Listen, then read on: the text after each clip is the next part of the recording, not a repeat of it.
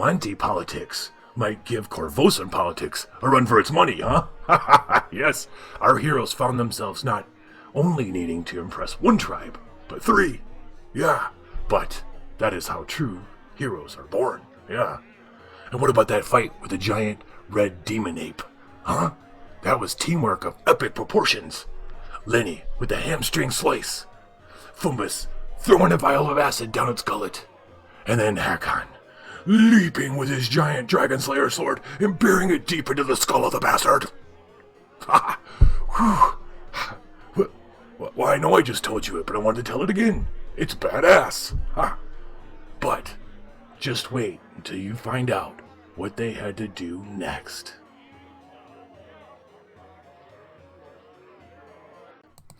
Hello, Dungeon fans. It is Saturday night. Tales from the Dungeon. I'm Kevin from Level 9, and we are playing the Pathfinder Adventure Card Game. Hello, Pie Gods. Welcome to the show. Let's get right to it. The last time we were with Hakon, Lenny, and Fumbus, they were doing the first of what may end up being quite a few, well, not quite a few, but a couple, trials in order to impress and kind of bring on board the barbarian tribes of the Shawante. All right. In last episode, they killed this. They killed this giant demon red ape being that was terrorizing the temple of the Moon Maidens, the Lirinqua barbarian tribe of the Shawantes. And for their efforts, they won the allegiance of one truth speaker Akram, who is kind of like a holy man across all tribes who speaks the truth and carries all the old stories. And it's through him that they learn about the next challenge and / trial that they need to complete in order to win the trust of the other barbarian tribes. This one's no big deal, none whatsoever. We're gonna, for sake of fiction, I wanted these guys to go to the base. Functionally speaking, that means the first 3 turns I would be at the base, which is back in Corvosa, and then they come back. I didn't want to do that fictionally, so I went ahead and did that anyway. That means I'm down 3 omens, and each of them has a support person, which I'll call out when I start going through their turns. But where we are right now, at this very moment, is standing on a cliff overlooking a very large, desolate plains, kind of desert area.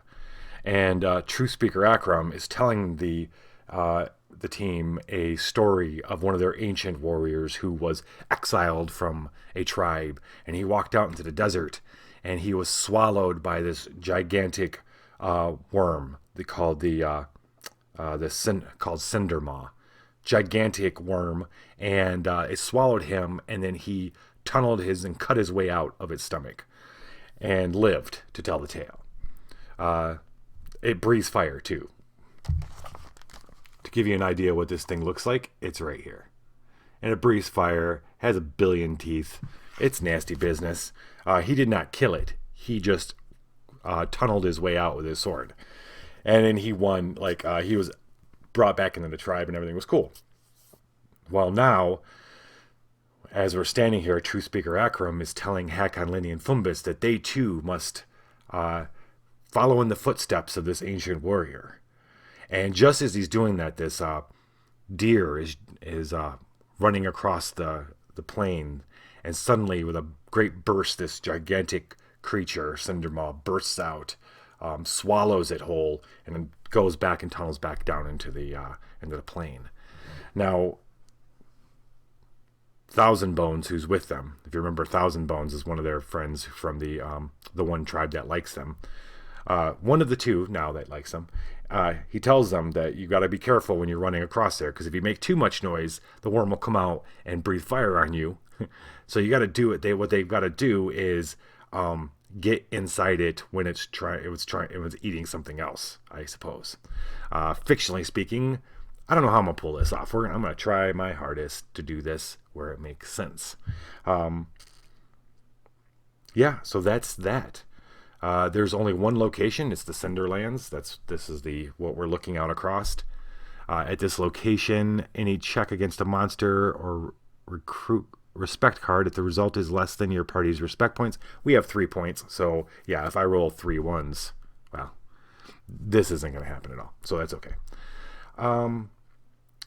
I think I wanted to say from last episode is this game's hard. Not from a playing standpoint, but it's hard. Like I took all the because it told me I had an option. I had to take all the small monsters out, so that's great. I put on all the level 4 ones because this is the 4th level, but I took out all the boons that are like level. Okay, so maybe it's a little from column A. I suck. A little from column B. It's hard, McTeddy. Come on, it can be a little both, right? I'm playing on. I want to tell everybody, make sure everybody understands this, because I don't think I've told you all this. I'm playing on the easy. I've been playing on easy this whole time. Haha. Because I don't want to be replaying these like multiple episodes or having people dying and stuff. So I've been playing on easy, and it's not easy. Yeah, first edition was well, it wasn't as hard. I like that this edition has the small, medium, large, has all these ways of making the game harder or easier, which I really like. I guess they did that in my conversation with Mr. Sellinger. They did that so that you could play, because I asked him about wanting to put out a campaign for higher level characters, and this was their answer to doing that. I still think they should, even if it's a small box. I think there are people that would play that. I don't know why in a world that has Gloomhaven, why anybody would hesitate to do that. But I'm not a medium dog, so I'm just a tiny dog. Rough. So while True Speaker Akar is telling them all this and telling them, he gets to the point where they need to jump in the belly of the beast and start going across the plains, Hakon goes, "Where's Fumbus?" And Lenny goes, "There!" And Fumbus has already jumped down and started running across this plain. Fumbus is dying on the inside. So, and he's, in order to combat that in his own mind, he's been, he's getting a bit more of a risk taker. And this sounds like fun to him. And if he dies, then he dies being eaten by a gigantic worm. Yeah. What's the honest reason? Okay, or lie to me. Hello, Xanister. Welcome to the dungeon, my friend. Fumbus is already running, so he's going to be our first character out. Lenny dashes down after her friend, and Hakon looks at everybody, and the True Speaker had barely finished talking. He's confused, and Hakon's sorry, and he's heading down to chase after Fumbus as well. And that's where we're going to join our heroes, chasing after Fumbus, who's chasing after the great gigantic worm. Let's see. Fumbus's support today is provided by Thousand Bones of the Shwanti tribe. His little power is you can bury him to heal a character 1/4+1 cards. He is displayed next to Fumbus. Fumbus is all jacked up. He's all hyped up on blessings. Our little friend. He's got a Tangleburn bag, which is pretty fun. It's like a grenade, basically. Elixir of healing, and he's carrying the spirit of his friend Erie's yellow eyes with him.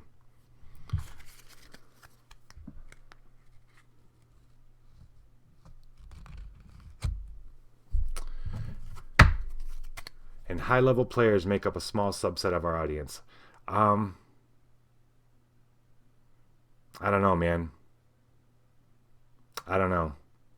I think I would say that the people playing like this right now are, well, at least, okay, the version before this I think majority of the players, the audience, is higher level players.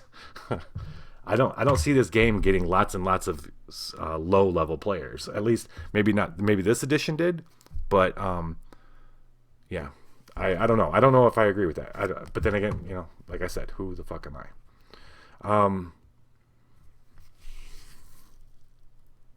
No, that's Lenny. Okay, first hour of the evening. Boom. When you heal, you may heal an additional card. I think they would. That's my point.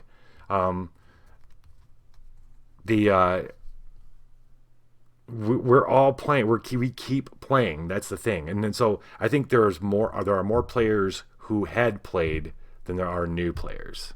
I'm guessing, but that's a guess, right?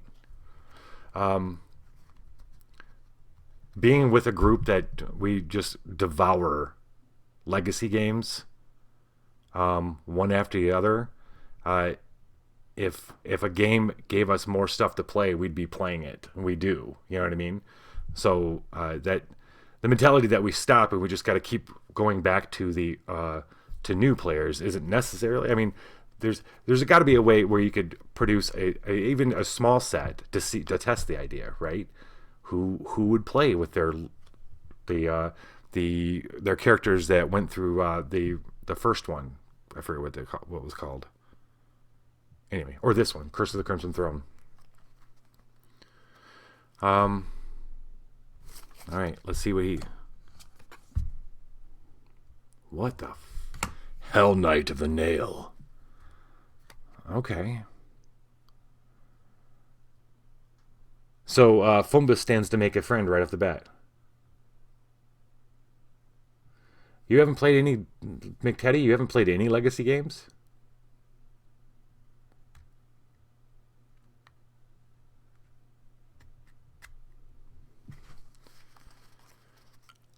By the way, I am experiencing, I've got a Comcast guy coming out on Monday. I'm experiencing some nasty internet problems. So I keep seeing my little thing going red.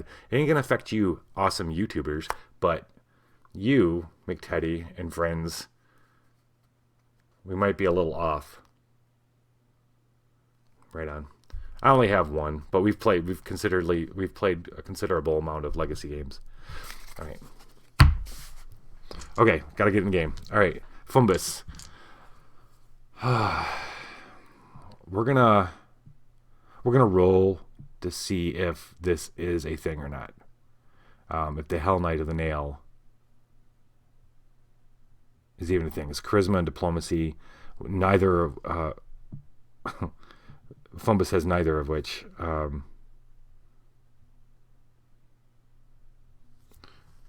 Can Hakon? No. Can't have Hakon. See, this is funny. If Hakon would have went first, this would have been all about him. Let's see. On another characters, let's see his blessings, because I said he has a bunch of blessings.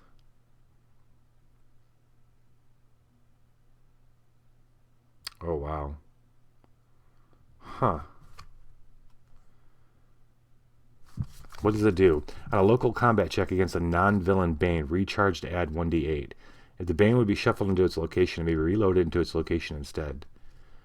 Discard to explore this. Exploration, when you suffer damage, reduce it by 2. I had an idea. Okay. So, Fumbus, his charisma is d6. He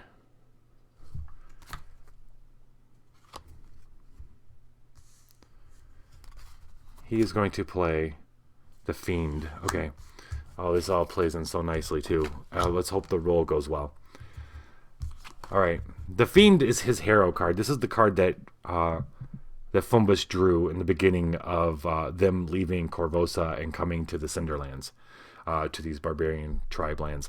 The Fiend was us first finding out that Fumbus has been hiding a secret. Well, we found out what the secret was. We knew Fumbus was hiding a secret before, but now we know that it's because a little bit too much experimentation has led to some, his poor decisions has led to him rotting and dying on the inside out, from the inside out. And the fiend is that which is within him devouring him. On any check, discard to bless. If a character banishes an ally, add 3d6 instead. Okay, so he's got a d6. His friend Erie's Yellow Eyes, who kept him busy in Corvosa and his mind off of the shit that was going on when he wasn't out trying to find the sources of the plague and all that other shit with Hakon and Lenny. And all he'd do is run the town with Ares. They were just kindred spirits of sorts. Now that as soon as Fombus's feet hit the ground, well, we're gonna see what happens. Hit the ground in the Cinderlands. We're gonna see what happens right now. Cause wait, well, you know what? He's got to banish anyway. Ares, the little goblin who ran through the city with Ares, is gone, because the moment he starts running in this field, running towards the being devoured by this great worm, is him saying, he's just putting everything behind him and running at his fate, saying, just daring everything, throwing it all away, and that carefree goblin is gone. Whether he survives this or not, that goblin and that person is gone. And Ares represents that happening. And the replacement in him would be Hell Knight of the Nail. And not a physical, literal thing, but a figurative. And we can only use one type per. No one else is going to be able to. Maybe. Let me see. I want to pad this even more. See, local combat. Nope. Local combat. Nope. Okay. And then Hakon, can he provide any help? Unnecessary return a local strength check? No. Local check against the monster? No. No. Okay, he can't help there. Oh. This is good. Alright. As Hakon's running down the sliding, it's not running, they're like sliding down this embankment, the kind of cliff embankment to get down to where Fombus is at.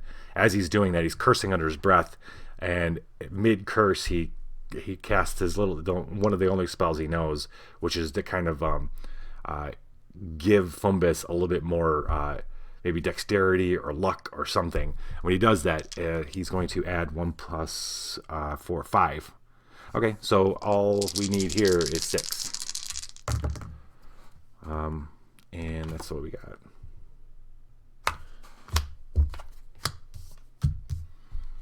So,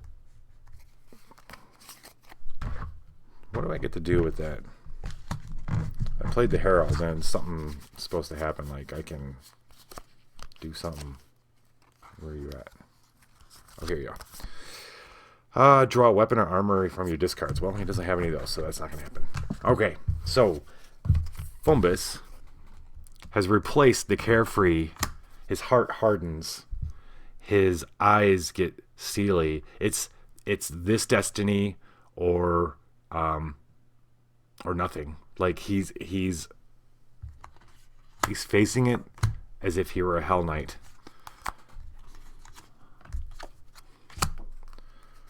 That was a sacrifice, right? Banishes. Yep, it's banished. Okay. That was a lot on the first turn. I love it. He's gonna hold on to that. We're not gonna explore. We're gonna pass the turn to Lenny. Hey, did I? No, I didn't. Stop it. Foreign trader. I haven't seen this guy before. That's a cool drawing. On any non-combat check, you may freely recharge an ally that lists diplomacy in its check to acquire. To bless. Okay.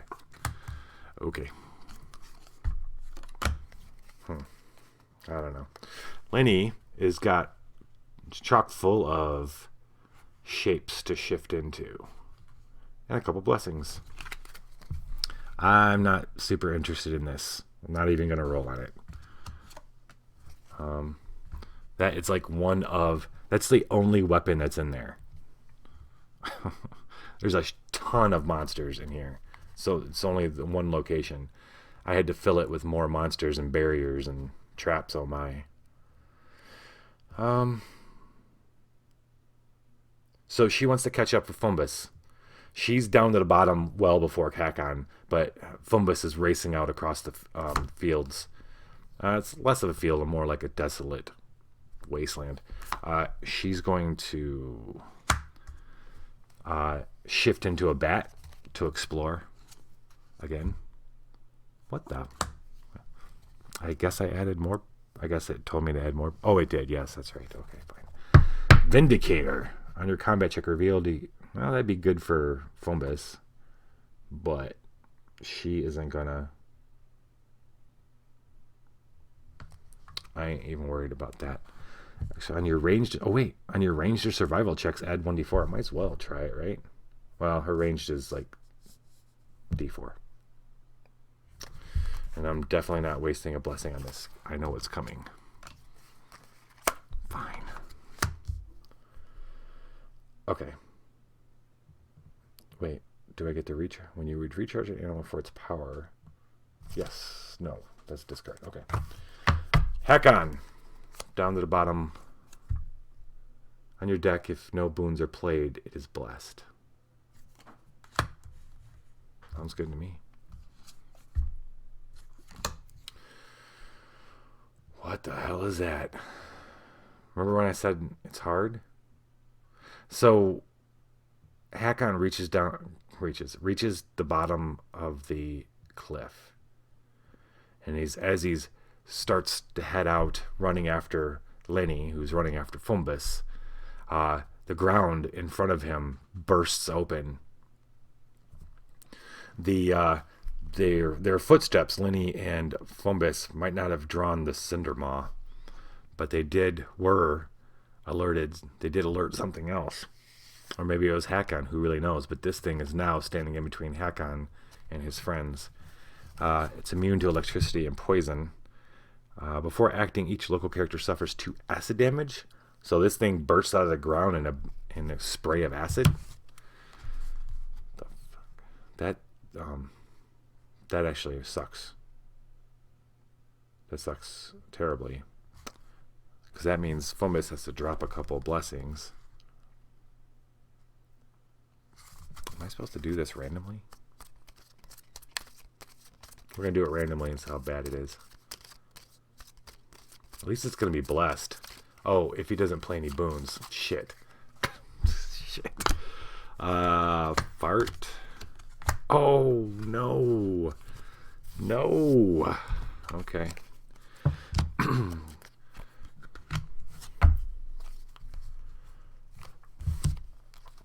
So this thing doesn't burst up in front of... It does. But it comes rippling across the ground just below the surface. As it ripples, sand falls in and acid splashes out. It starts just passing Fumbus. And Fumbus gets... And as Lenny's flying by with a bat, as a bat, acid spurts out and hits her too.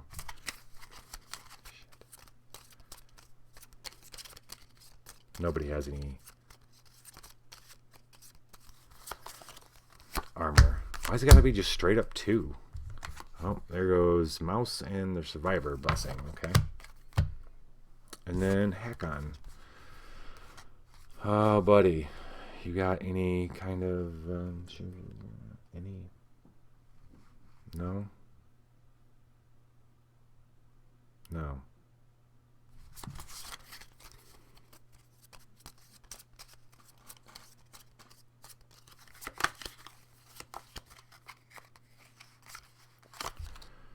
Well, we got lucky. Oh, it wasn't the only weapon he's got in his hand, but he did lose It bursts out of the ground, and a prehistoric scream of rage, and this liquid hits Hakon. He's, oh god! He draws his Dragonbane, If undefeated, suffer the scourge of poisoned. All right, asshole. Okay, strength of melee.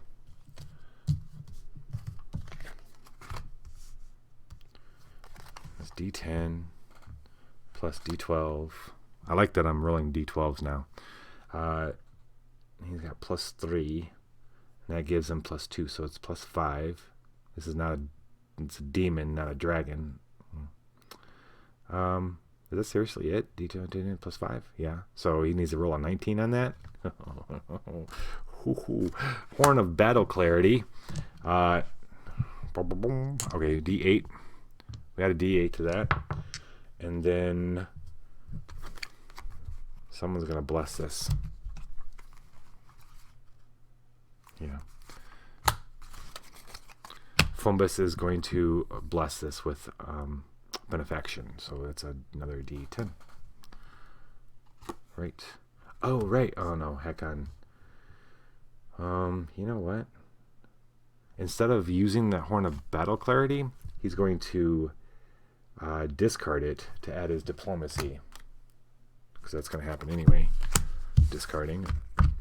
Which means he gets to add a D8, but now it's plus 4. So he's looking at a plus 9. Plus 9, which makes it 15.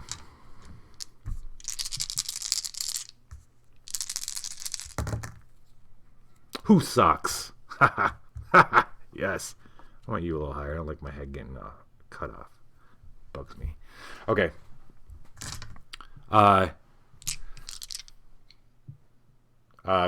Wiping away the acid, he pulls the Dragonbane, its purple blade glimmering in the sun, blinding the demon a little bit. And then when the demon looks back, it's there slicing across his throat. And it watches as the man who just cut its head off, he watches it. He kind of twirls as his own head hits the ground. And things go dark. A few.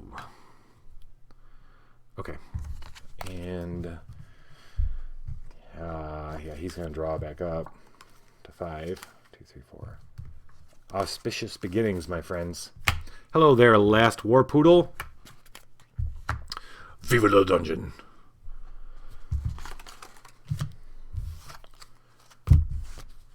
We are running across a desolate wasteland in order to get swallowed by a giant worm so we can cut our way out of it. Thus is the life of a hero. Next hour. On your combat check, you may reveal any number of weapons for each. For each, add 1.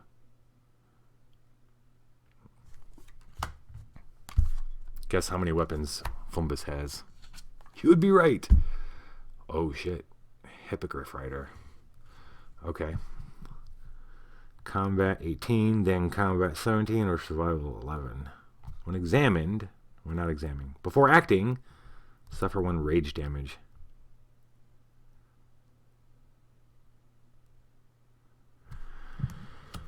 All right. There are these the tribes aren't the only ones that know about Cindermaw. There's actually a more civilized place, another city, that patrols these lands. At least their hippogriffs do, and they've been trying. They try to keep the amount of people who sacrifice themselves to Cindermaw to a minimum. She fires a warning shot at Fumbus, and it accidentally slices through. Well, she fires a warning shot. It only does 1 damage to him. She could have killed him. I want to see. All this, this is new to me, all this, take all this damage shit. I just want to make sure, am I doing this randomly? Because I don't like it random, I'll tell you that. That's why I want to check it. Screw that. I want to pick the cards I'd throw away, I'm hoping. Suffering damage. You suffer damage from a source, no, you may... yeah.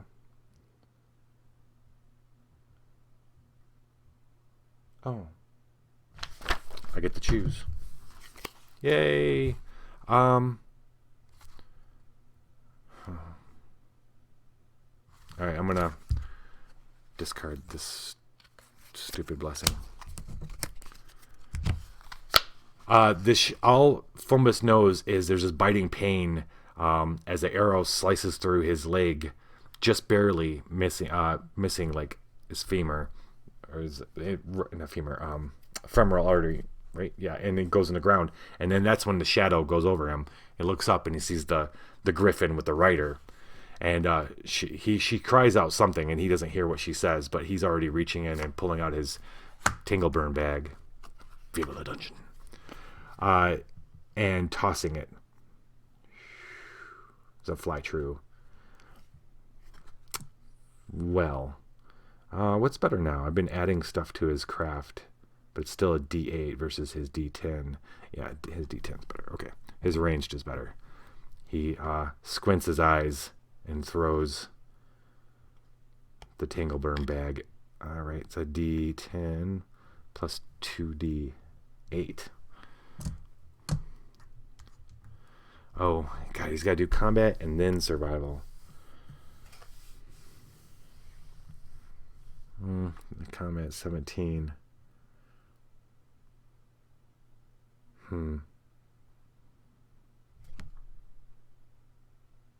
I'll use this next. Okay. Right. Let's get through the first one, I guess. Okay.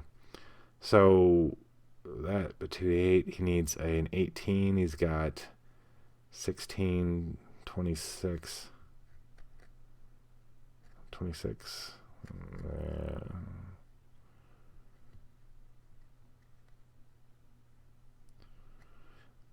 But he has plus 3. Plus 3. So he needs 15. We're going to take a chance. Oh, wait. Wait. When another character will encounter a monster, you may discard a card to encounter it instead. Does Hakon want to do that? I wonder if he can do that for... Well, actually, anybody can take the other one. I forgot. It doesn't have to. Okay, yeah. So, Fumbus is going to use this Hell Knight of the Nail. We're going to recharge it to add 1d8. That goes underneath the deck. Add 1d8, and then he needs a 15. And that is 17. So the Tingleburn bag flies up, and as the hippogriff turns and comes back, it starts coming a little lower. The bag just hits it just right at right at its nose, and it explodes. The hippogriff goes nuts and flies and wildly flaps. The person on the rider almost falls off, but then she rights herself, and then there's murder. If they could see her, they can just feel the murder in her eyes. And she rights herself, she comes barreling down straight at him. It's the hippogriff's claws outstretched, and that's when Hakon steps out in front of Fumbus. Discard instead.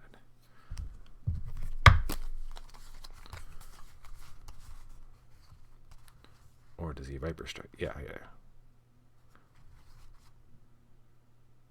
Or do we have... Wait. Is it Hakon or is it Lenny? Because Lenny's survival is pretty good. I mean, she's got plus 6. Plus 6. So she'd need... It'd be a 50-50 on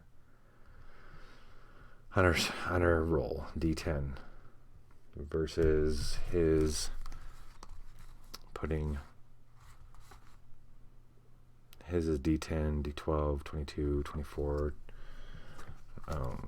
yeah. Maybe do a little blessing. Okay. All right, we're going to do that. Instead of Hakon, Lenny is going to be running because she's rushing down anyway. She hasn't stopped moving. Even with the acid, she has kept moving. Fumbus throws a thing, and then Lenny is there, and she's going to jump, and she's going to grab him. The whole intent is to jump, grab him, and get him out of the way as the hippogriff comes down and tries to scoop him up. She has a D10 with survival, and she's going to use Durgami for a local survival check. She has add D4, and then she's got plus 6, so she only needs a 5 for this.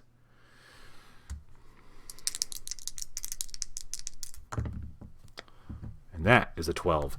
Boom. She hits him. He's standing there like, come, bring it. Fumbus is smiling as the outstretched claws of this hippogriff come racing down at him. But then suddenly Lenny's there, and he's out of the way, and the hippogriff clutches air and goes up. And when the woman looks back down, they see her screaming something, and then it flies off. Probably going to get reinforcements. We better get this done. This was recharged. Yes. I can shuffle it instead. Okay.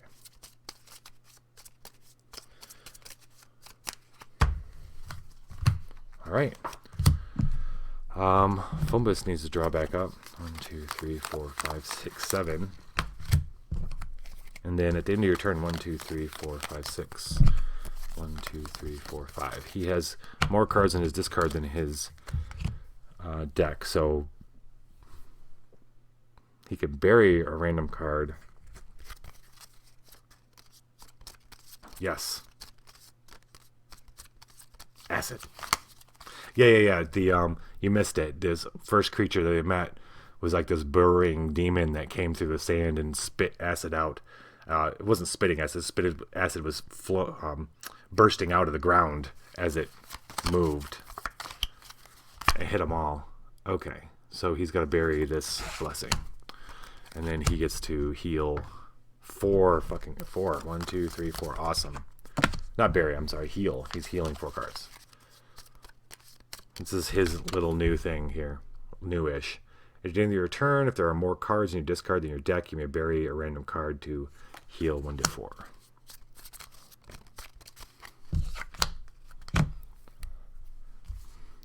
Alright. He's got a bunch of fun now. Hopefully he doesn't take a bunch of weird damage out of nowhere. Lenny. So, Lenny and Fumbus roll on the ground. They get up and dust themselves off, and almost forgetting the fact that if they make too much noise, this huge worm's going to come burn them, unfry them. Caden's Killin's Revelry. On your check, you may... on your combat check, you may reel in there. On your check, you may discard a card to re-roll 1 die showing a 1 or 2. Okay, got to remember that. She's only got 2 cards in her hands. Let's see what's up. So, this is her jam. This thing's freaking gross looking. But this is an ally, not a monster. And it's Lenny's turn. How freaking great is that? So, her, she basically gets +5. I mean, I'm sorry, +6. So, as they rumble, or tumble through the dirt, and then they go to get up, they had tumbled into something. At first glance, Lenny didn't pay much attention because it looked like a log or something, and because she was too busy seeing where the hippogriff was. When she gets up and then they turn, the thing has started to move, and it swings its nasty head around, and she sees that it's some kind of slug. It doesn't take her very long to make friends with it, though. Well, no, you know what? She doesn't make friends with it. They just both stand there, Fumbus and her, while it moseys its way away. And this is less about her. She studies it. She's gotten to the point where she can just study something for a little bit, just a few minutes, and then she'll be able to take on its form later on. So we're going to add that to her hand.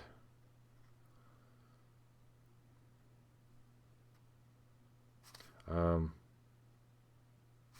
right, I'm gonna go ahead and draw back up for her and pass the turn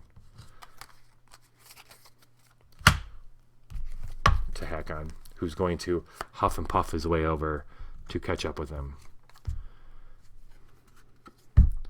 The Demon's Lantern. On your check against a barrier, the difficulty is increased by 3. Oh, shit. Well, let's hope this isn't a... Wait. Holy crap, King Fishy. Thanks for the sub, Fishy. 2-month streak, man. It's been so Seems it's just gone by so fast. Oh, yeah. Just in time to draw a card. Woo! Ooh, troll.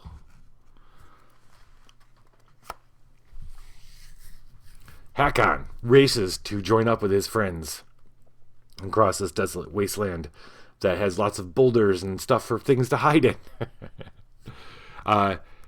Everything that's going on is drawing lots. There's lots of food out on these fields for the Cindermaw, and they're starting to. But apparently, there's a lot of food. There's a lot of other creatures that want to take a lot of chances to get that food and not just leave it to the giant worm. Right on, fish. Thank you, my friend.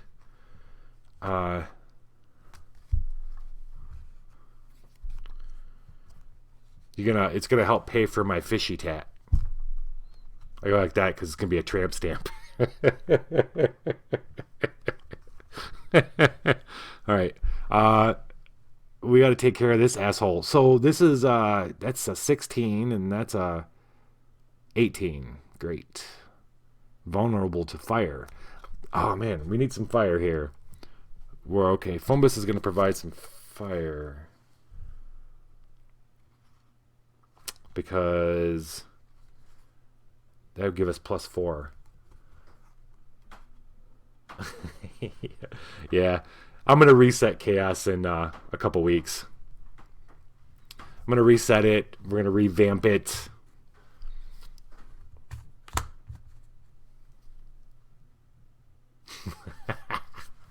All right, so the troll. Okay, so why the troll ended up being in the Cinderlands, wandering around looking for food.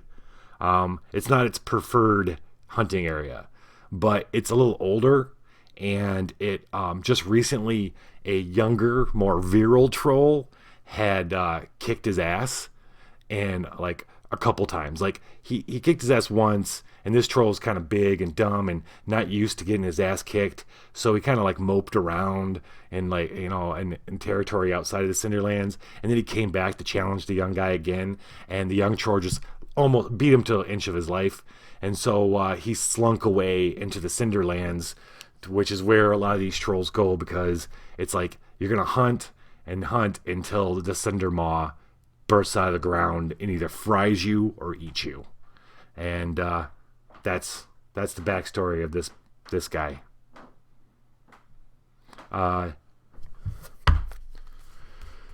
And now he's gonna die by Hakon's hand. Well, actually, maybe by Fumbus's. Ooh, no! Oh, that's so good. Okay, all right. This is great. I can add on a local check. Yes, yeah. He can recharge. Okay, good. All right. First up, Hakon's gonna attack this sucker. D10, and well, that's D12 and a D10, and he gets +5, which is gonna put him at. This is actually 16, so he needs 11 with that, which isn't that bad, really. Tell you the truth. But well, wait a minute. 11, and that's 22, so a little better than 50%. That's kind of. Don't want to do it. Oh, you know what? I'm gonna go ahead and discard this to add his diplomacy. So just to make sure that this is gonna happen. D8. All right, that's plus another 3. Yeah, plus another 4. So he only needs 11. But that's not 11. Let me redo the math here. So he's got +2, +3 is 5, +4 is 9. And then, so that was 16. Wait, that was 16. 9. Okay, so all he needed was a 7. So the troll comes scurrying out to, while Lenny and Fumbus aren't paying attention, it's running out fast. In this place, you got to get your food fucking fast. You got to get it fast and run, because you don't know what's going to happen. He as he's running out, that's when Hakon's finally rushing up and catching up with these guys. And as he's running, he's seeing this thing come out. He takes Dragonbane and he throws it, and it sticks right in this thing's arm and sticks it in the ground. And the troll screams out in pain. And Lenny and Fumbus turn, and Hakon's on it, and he's grabs the greatsword again as he's passing the troll, and then he turns, and the intent is he's going to slice this guy's head off. Oh shit. Before each acting... Oh, I didn't read this part. Okay. Before acting, each local character suffers 1 combat damage. If neither check to defeat has either acid or fire, this monster is undefeated.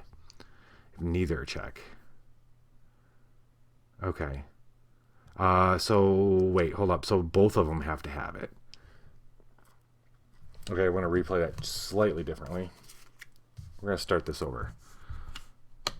Reroll. First up, everybody's got to take a point of damage, because this thing came out of nowhere, and instead of Hakon intercepting it, it's already got there, and it slams down, but Lenny and Fumbus just in time see it and jump out of the way, but they're still going to get hit, and so, well, or not.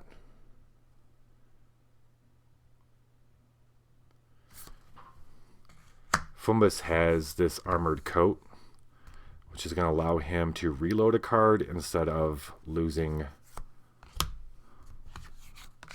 Is that combat? It is combat damage. Awesome. Okay, he's going to reload the card, which means it goes back on top of his deck. Awesome. Lenny is going to take a point of damage. It looks like that's okay. Okay. Here we go. And then Hakon, as he gets up there, as he comes rushing up, the troll swings and he just barely gets out of the way, but it still connects with him. He doesn't have any freaking armor right now. That would be nice. Okay, now he swings Dragon's Bane. Fumbus is going to... Well, you know what? For this first one, Lenny's going to do something. Okay. I'm going to re-roll it. I'm going to take a chance. D12, D10. He's not going to use his diplomacy. Okay, yeah, he's going to use his diplomacy. I don't want to fuck it up. Lenny is going to change into that slug she was just watching and spit acid at this thing. And it adds 1d4 an acid trait. So that ticks off that box. I'm going to roll these. He still only needs 9. 7. Which he gets. Okay. So he slices this thing and its legs. He cuts its legs off, and it roars as it hits the ground, and it starts moving towards them, and just desperation. It's a recharge, so he's gonna shuffle this, and Fumbus is going to add fire to this. He's going to recharge to add 1d6 with the fire trait. So here we go again. This 1d6. I'm not going to do diplomacy though this time. That is diplomacy check. We're going to do this. We need, although this is an 18. So he needs a it's plus 5, right? Yeah, 13. Okay. Yeah. Okay. Perfect. So this thing came out of nowhere while sensing that Lenny and Fumbus weren't paying attention because they weren't. They were watching the hippogriff, and then they were watching the slug go away. They didn't know the slug was going to attack them. This thing attacks. Racing across the sand, hungry. Both huge, meaty, clawed hands. It goes flinging to try to grab on to Lenny and Fumbus, but their spidey senses both fire off, and they turn around just in time and leap as its claws come down. Not leap in time, still enough to where the claws rake them as they jump. And Hakon comes in and goes to swing as he comes racing up, and the troll swats at him, hits him, and pushes him back. and kind of off kilter. But then the troll makes the mistake of turning and swinging for Lenny.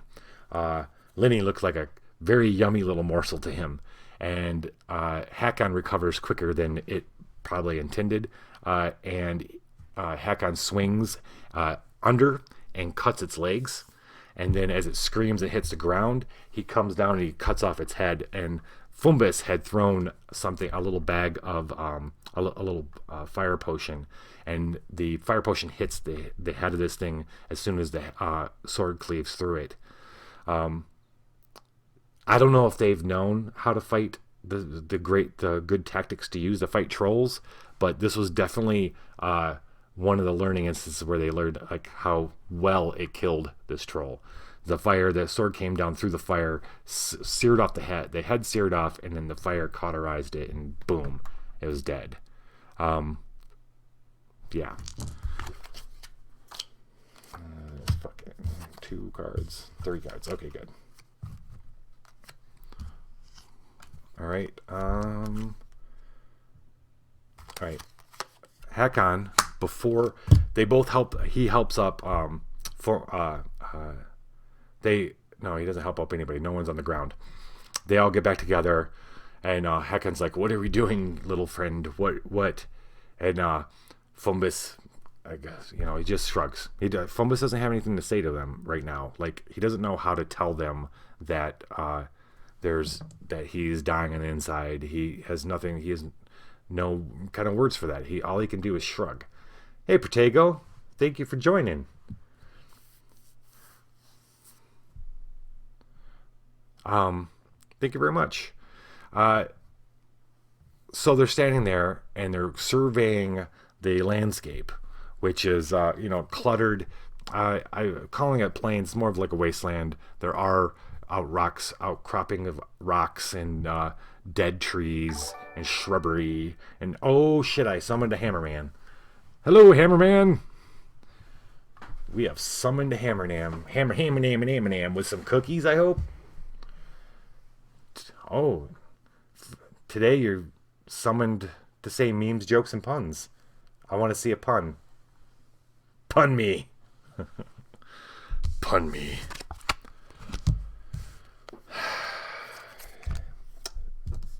Hakon's going to take this moment. Actually, there's a couple things that Hakon's going to do before he ends his turn. One, his support for today is brought to him by Ashani Dahatri, a banker that they met in Old Corvosa. He is going to bury him to heal each local character a card. Or do we don't want to do that? No. He's not going to do that because I'm going to save him for if we get any scourges, because he's actually really good about removing a scourge. Yeah. All right. Anyway, what Hakon is going to do is cast Magic Eye. We're going to cast Magic Eye to examine the top 3 cards. This is 1 and 2 and 3. And this is what we got coming to us. A Guardian Door. A Manticore. Okay.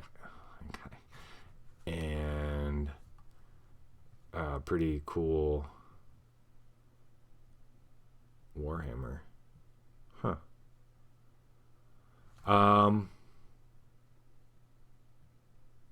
Archimedes? That's a pretty old reference if anybody gets it. But it's probably not what you're looking for.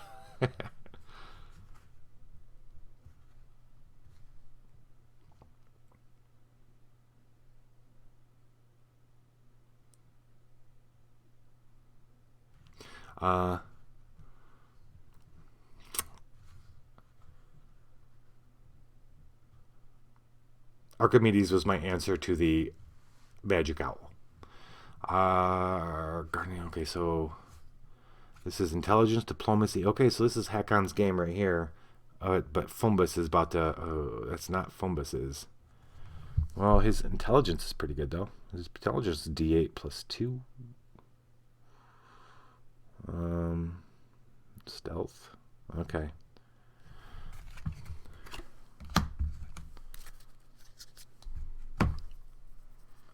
Houdini.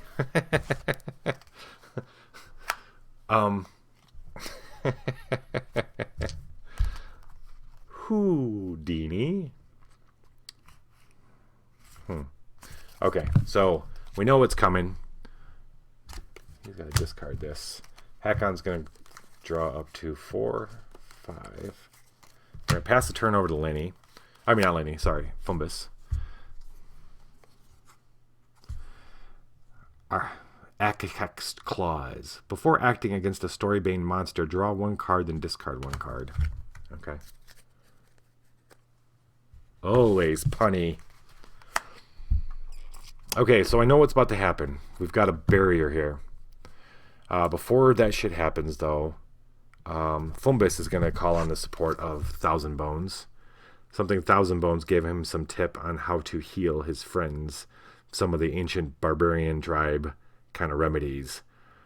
He can bury this to heal a character 1d4 plus 1 cards. Fumbus isn't necessarily hurting that bad, but Hakon is. So 1d4 plus 1, let's roll good. That's a 3. 3. 1, 2, 3. So, Fumbus, Hakon says, "What are you doing, little friend?" Fumbus just shrugs, and then reaches in his pack and takes out some bandages and points at Hakon's scrapes and shit that he's suffered. And the acid, they see, if one thing Fumbus knows how to treat, it's acid burns. And he's treating that for Hakon right now. And then he wait, do you want to just go ahead? Yeah, he's going to go ahead, and then he takes out his ambrosia and takes care of some of the scrapes that Hakon has as well. Banish to heal a local character 1d4 plus 1. 2 cards. Well, you know what? We'll take it. That leaves him with only 2 cards as this card, so that's okay. So that works.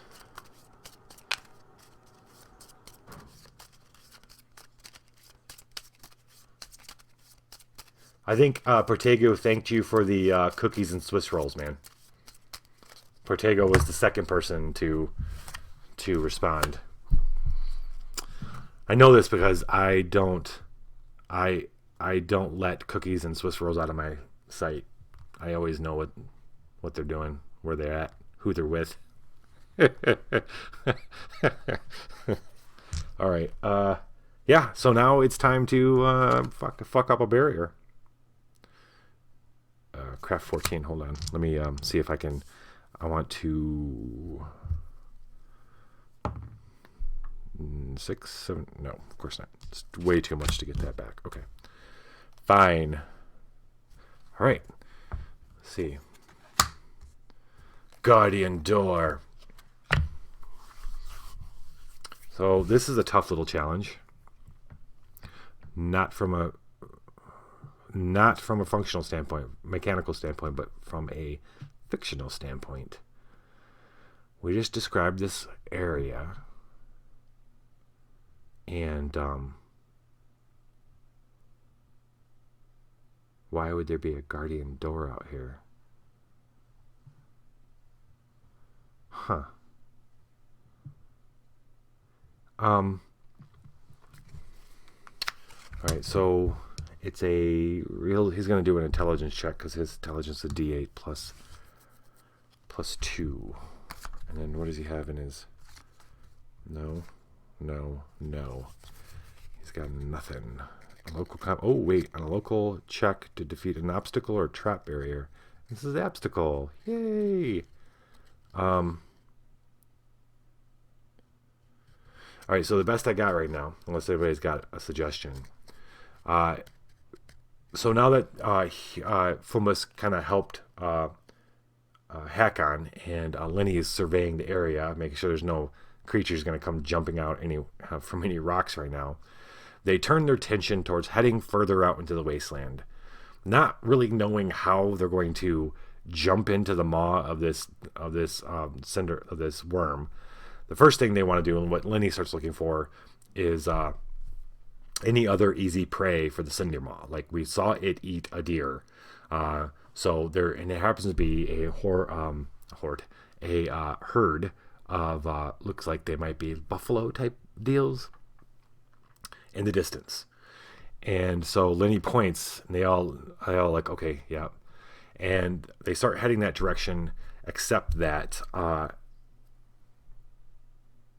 going to say that they find themselves slowed down, like they're slowing and pushing. They feel like they're pushing against the air, and they're all kind of confused.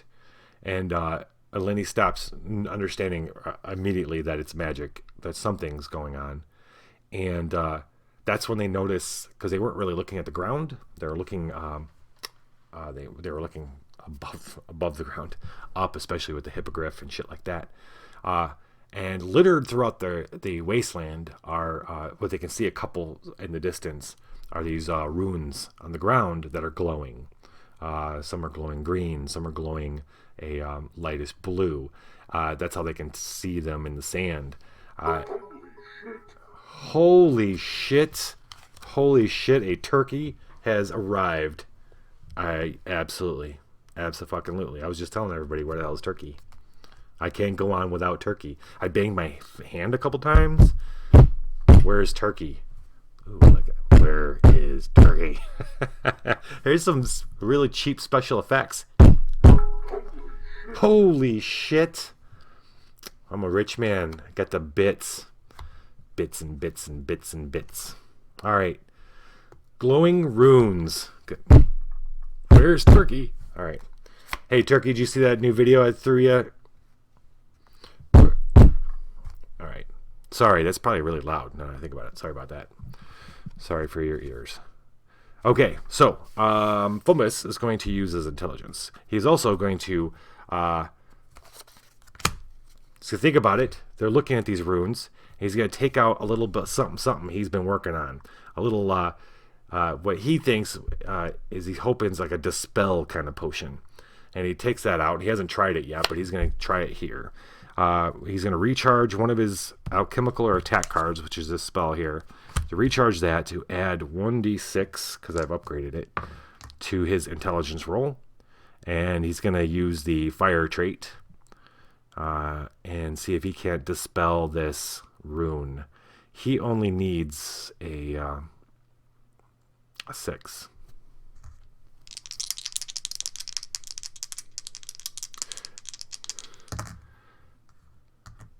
Riddles.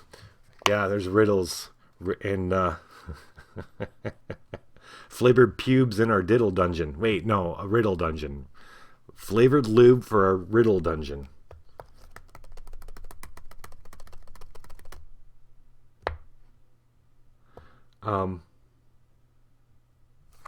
I got it. His new little potion over, they all watch it and perfectly burst on the nearest rune that he hopes is the one that's controlling whatever's forcing them to stay put. And sure enough, it erupts the rune. Fire erupts over top of the rune, and the rune goes up. And then they all look at each other, and then they start walking. And sure enough, they don't feel the pressure anymore as they're walking through it. And looking ahead, they don't see any more runes just yet. We'll see. Maybe they will. He's going to go ahead and draw up 1, 2, 3, 4, 5, 1, 2, 3, 4, 5, 6.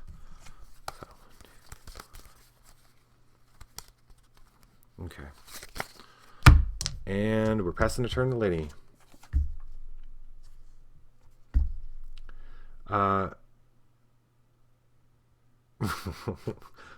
What's brown and sticky? Icky, icky. Icky, icky. Brown and sticky, icky, icky. Grandmother Nightmare. When you fail to acquire a boon, you may shuffle it and a new monster into its location. Oh.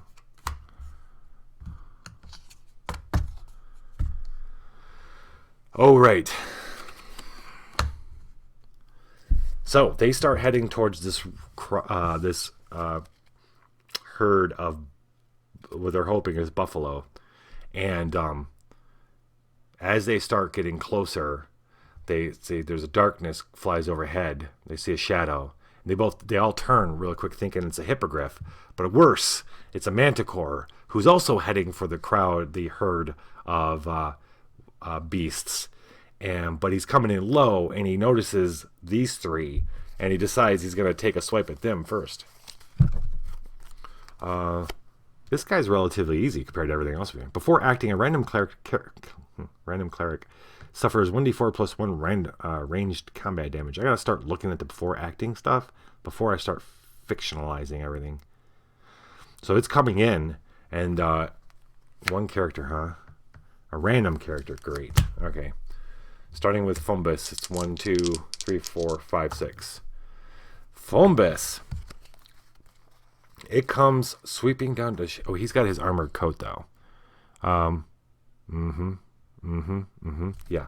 So, it's range damage, too. So it's shooting its spikes at him out of its tail. He hears a of things flying through air, and he sees the shadow as he's hearing it. He hears that, and then he sees the shadow. He turns in time just to see these barbs come flying down, and luckily his armored coat, and he's gonna bury it to reduce damage to 0. Takes the brunt of the damage from the barbs hitting him. And now Lenny bursts into action to take care of this F hole. Oh man. Okay. Let's do it.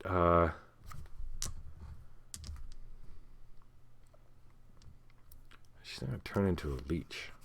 I'm gonna have to stretch the story here for a second. She's gonna recharge animal ally. Well, I'd rather do that than... all right, she's going to recharge the leech. She's going to become a very big leech in order to grip this thing. It's the first thing she could think of. She recharges this to go 1d10 plus... that's plus 6, plus a d6. Plus its level, which is 1. So it's a plus 7. Nice. Plus 7. She needs an 8. And, it's perfectly 50-50. On a local check that invokes the animal trait, add another d6. Don't mind if I do. All right. So, yep. Okay. She needs an 8.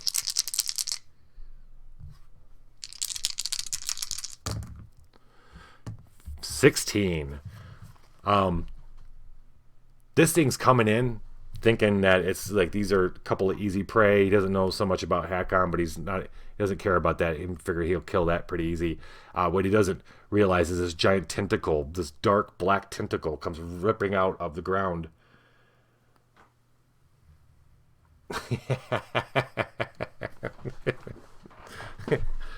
We can feed you to the manticore to save you from the mean jokes. Show us on the manticore where the jokes are hurting you. This giant tentacle reaches up out of the ground, it seems like. Bursts of it. It wraps around the manticore, and it feels the suckers and the teeth that are accompany each of the suckers kind of grip into him. And it screams out in this unholy, bestious human scream as she just drains it almost instantly of all its blood. And the manticore falls as it empties kind of husk onto the ground. Just skin and bones. No longer any innards. And as she just comes back, and Fumbus and Hakon are like, wow, we didn't realize you could do that, sister. And she smiles and she goes, I was hungry. Hungry. Okay. See ya, Manticore. 3, 4, 5.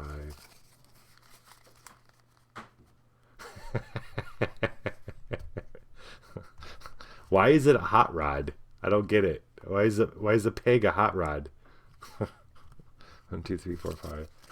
All right, we're passing over to Hakon.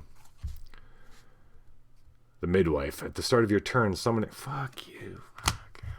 Fuck. Like there's not enough monsters we're gonna have to deal with. Hakon. Beginning of his turn. Ooh, Metal Cobra. So it's either combat or craft. get this. The Masticore's gutted, drained body falls to the ground with a wet flop. Okay? And then Lenny transforms back, tells the guys, I was hungry. They don't notice that something else was inside the Manticore, and it comes crawling out of, or slithering out of its body. The metal cobra, don't know exactly why it was inside the Manticore, but it was. Comes out. Maybe it was feeding on him. Maybe it was a symbiotic kind of relationship, but it comes out and rears up behind Hakon. Lenny cries out, and Hakon twirls around. Where's his? I need his. Here we go. Luckily, he's still got his Dragonbane Greatsword. Luckily for him, bad for Metal Cobra guy. And then that's +3, so... No, I'm sorry, +5. So he only needs a 7. It's not gonna last long. I don't think. Nope. And the Metal Cobra, there's a... So he doesn't expect the clang as the... or the way it feels as his greatsword cuts through this cobra, and it's not until it actually comes apart that they see that there's like these weird filaments and wires in it, and it's not flesh and blood, but it also isn't moving anymore. Oh, hold up, back up. It's resistant to melee and ranged. So he needed a 12. He's got +5, so that was a 15. -4 is 11.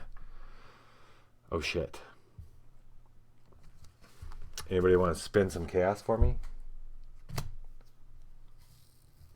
Otherwise, this thing, well, I could take a point of damage. It's not that big a deal. Yay! Thanks, buddy. All right, I'm gonna re-roll this D12. And re-roll it. Yes! Shoom. Dead. Now I can go on with my turn. Okay, so look around. Nothing else. Well, let's see.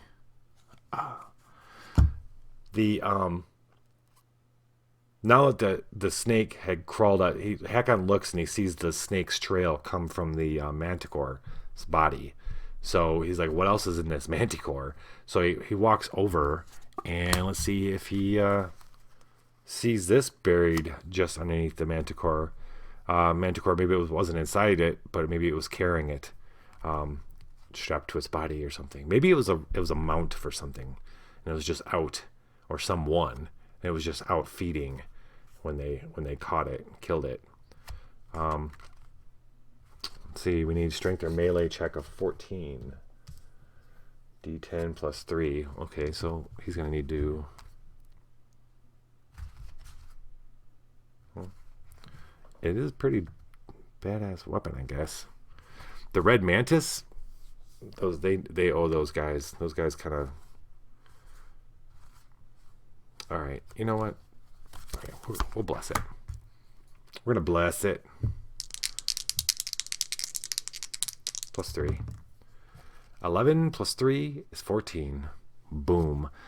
Sure enough, as he walks up to the Manticore, he sees a glint of metal, and he draws his sword. He's got Dragonbane out. He readies himself, thinking it might be another one of these metal snakes, but it doesn't move, and he kind of throws his foot over and pushes over the corpse of the Manticore, and it looks like it's something like a head of a weapon. So he pulls it out. Sure enough, it's this big warhammer he kind of holds up. It's glinting off the sun glinting off of it, or maybe it's all dark and the sun doesn't even reflect off it. I will take it. I will take a magic warhammer. Boom. 1, 2, 3, 4, 5. Is that it for you? I don't want to spend... How are we doing? Not too bad. Not too great. All right, we're going to pass it over to Fumbus.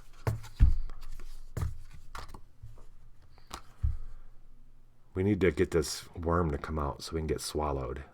On your check against the spell, add 1d4. Sure. This is from... Ooh. As they're walking forward, moving, Fumbus is keeping his eyes peeled on the ground, and sure enough, he sees another rune on the ground further ahead. This place is like a landmine of terrible shit. This one's purple, and he doesn't know what it does, but he doesn't want to find out either. So he's going to, let's see, intelligence... Arcane? Oh, good, arcane. Okay, so that's at least 3 plus 3. So he needs a 7.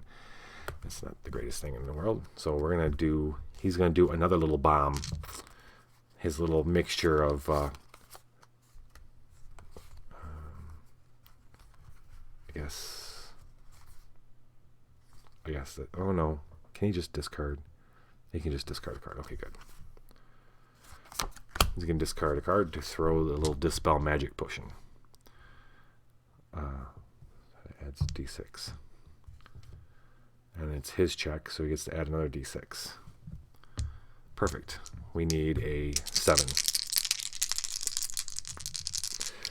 Yeah, so he's been experimenting with some new potions, and one is a kind of what he thinks is it kind of dispels arcane energies. And he hasn't had a chance to test it yet. It just worked really well on the last rune he did, so he's going to throw it on this next one. And it didn't. That was fucking terrible. There's not enough cards that allow you to mess with things after the fact. So what happens? If undefeated, each local character suffers a scourge frightened, then recharges barrier into its location. Okay. Alright, well, I've got a... Frightened isn't that big a deal. Frightened. When you encounter a monster... Oh, wait, that is bad. Suffer 1d4 mental damage that cannot be reduced. Alright, so...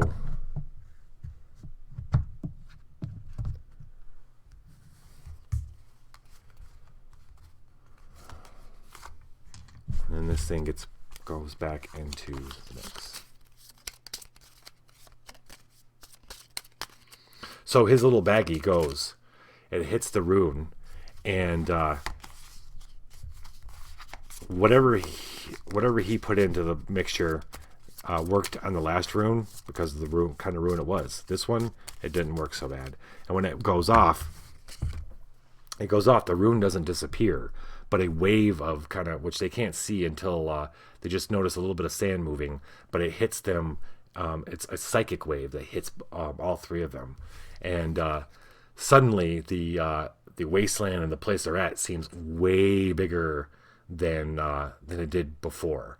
And where they look, everything it looks like wants to kill them, which isn't too far off from the truth.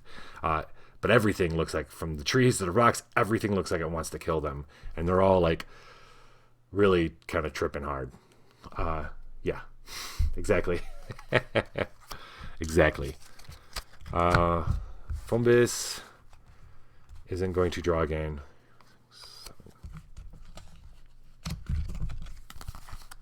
Right. We're going to pass the turn to Linny. On your check, you may banish a boon to reroll a die. Okay. So that's the... I want more cards like that where I can re-roll things. So... I should have... she should have cast this. It was help defeat a bad... but I kind of was... My hubris will bring me down. My hubris. I don't want to like explore because I don't want to be a monster, because what I want to have happen. All right, you know what? She's going to. Can she do anything to help, like cure or anything? No. She's not going to do anything. And I'll tell you why in just a second. She's going to pass the turn to Hakon. When you acquire a boon, bury it. F you too. So remember how I held on to this guy? Because he can bury him. This is a little support Hakon has to remove a scourge from each local character. So Hakon, looking at the other two and realizing that they both look at him with really big wide eyes, he realizes that they're suffering the same kind of panic that he is. That gives him strength, and he gathers himself up because he's taken upon himself he's the leader. He takes it upon himself. He goes, sucks it up. He goes, there's nothing to fear here. He says, the only thing to fear here is you, me, and definitely you, he says at Lenny. And she smiles at that, and Fumbus starts cackling. And before they know it, they don't feel, all of a sudden it doesn't feel as big anymore, everything around them, because they feel big together. They kind of share this, the camaraderie. And he goes, yes. And he keeps the greatsword out anyway. And they start continuing on. And, well, they still have to deal with this same fucking thing because I can't seem to shuffle. I always shuffle the card back on top. But that's okay, because this is what's going to happen. This time, Lenny is going to cast this stupid spell that she was supposed to do for 2d6.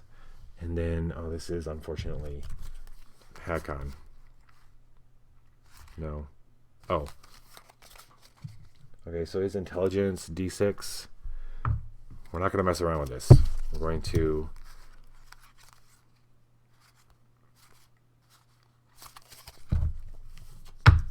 on a local check to defeat an obstacle trap, he can discard... Right. Or recharge.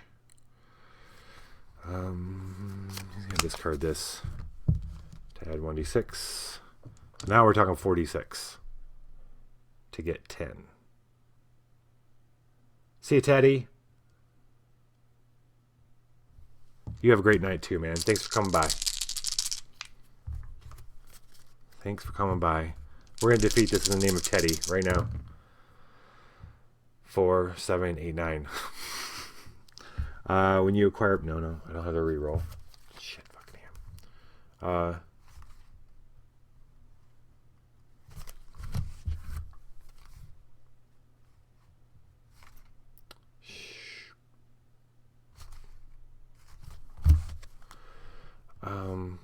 All right. Anybody got some chaos they want to spend? I don't want to lose this thing again. The fact that I rolled 3 2s, it's not cool, man. Yay! Awesome. Thank you, buddy. I'm going to re-roll it too. There we go. Hakon says, you got another one of those potions? And Fumbus goes, yeah. He throws it to him. And then as Hakon throws it, Lenny puts out a kind of a lay of the land, kind of understanding where this thing needs to go, and does a little blessing on it as it falls. And then he hits it square on. And it must have been just where Fumbus hit it before, because this time they see the sigil go out.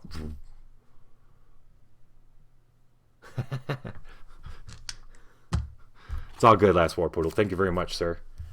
Divine check. And he's got it. She got it. Okay, good. All right. F off. Okay. 2, 3, 4.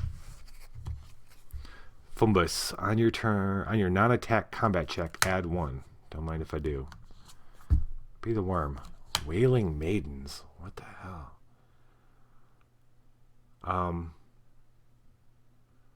When examined, it's not examined. Before acting, succeeded a Constitution of Fortified check. Or so the herds moved on. They didn't realize it at first, but as they started moving forward, the herd was moving away from them. Or maybe that's it. It's moving away from them. That's when they realize that, and maybe it's not the best thing to follow. So they stop and they look around for like the Fast and the Fishy. Fast and the Fishy. They So they look around for what their next best plan would be. And they see what looks to be, at first they took to be some crumbled rock. Looks to be, now that they've gotten a certain angle and the light's reflecting off it, looks like not cement, but like marble, like broken marble. And it might have been it's a ruins of some sort, half buried in the sand. So they decide they're going to go over there, maybe get, there's some shade, so they can eat something really quick and figure out the next plan of action. And as they get to it, though, Fumbus starts getting this pressure in his head, and he hears these voices starting to call to him, and he needs to make a Constitution or Fortitude check. D8 is his Constitution. D8, jeez. Wait, this is on your next non-combat. Okay, he gets to add 1. That's cool. He's going to use a gem of physical prowess on your non-combat check. Recharge to roll your strength, dexterity, or constitution die instead. He's going to roll his dexterity D10, which is +2. So that's cool. So, okay, it's got a better chance. 6 + 2 is 8. He did it. He's not dazed. Okay. He clutches the gem in his pocket, and it kind of cinders his head a little bit, and the pain and the pressure subsides from his head, so he can hear the voices. And then it's not really, they're voices that have kind of, there are a bunch of voices that are singing together. This was a recharge, so it goes under here. And does he need, shoot, should have did that before, but it's okay. All right, wisdom, disable, perception. Okay, his disable is D10 +2. And we're going to go ahead and recharge that. I mean, not recharge, I'm sorry, bless it. So 2D10. Judging by the way my rolls have been going, I think I need to make sure I don't screw this up. Oh, wait, this is a trap. So he can use, good. He can discard one of these suckers. Yep, to add 1d6. With the fire trait, another d6. There we go. That's what I'm talking about. Let's roll it and see what happens first. He's getting +2. Is that what it said? No, this is wisdom. No, it's disable. Yeah, +2. 7, 9, 11, 15. Okay. As they get closer to the ruins, and the voices get louder and louder, Fumbus squints through it. He looks at Linny and Hakon. They don't seem to be feeling this. They don't show it or anything on their faces. So Fumbus thinks it must be him. And as they get closer, he sees one in the middle of this little ruin. There's a one kind of it's a statue of. It looks like a statue of somebody, a person. As they get closer, he realizes it's a woman that's kind of standing out of the sand clearly. Like it's only part of this ruin that's looks like most of it's above ground, and just on a whim, just knowing how this kind of shit works, he tosses some explosive powder at it. It goes over, and Hecka and Linny are like kind of confused as to why he's doing this, because they just kind of get to this, and all of a sudden he's throwing bombs at shit, and the statue explodes. It doesn't explode, but the explosion causes it to kind of burst into pieces and crumbles. As soon as that happens, the voices go away, and Fumbus starts laughing, and they have no idea why. He doesn't explain it, and then they make camp.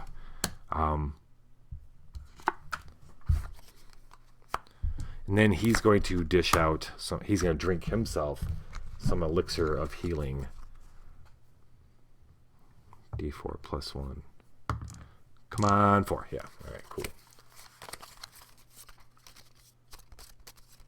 1, 2, 3, 4.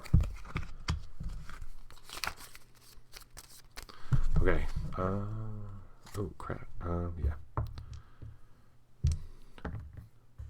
Cool. That's awesome. He gets to recharge that potion of healing. That's awesome. Okay. All right, we're getting kind of lower. We should be meeting the giant worm soon.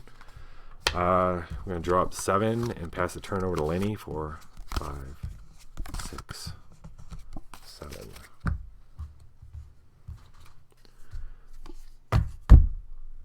Lamash 2's Madness. On your check against a monster, add 1. Damage suffered from monsters is increased by 1.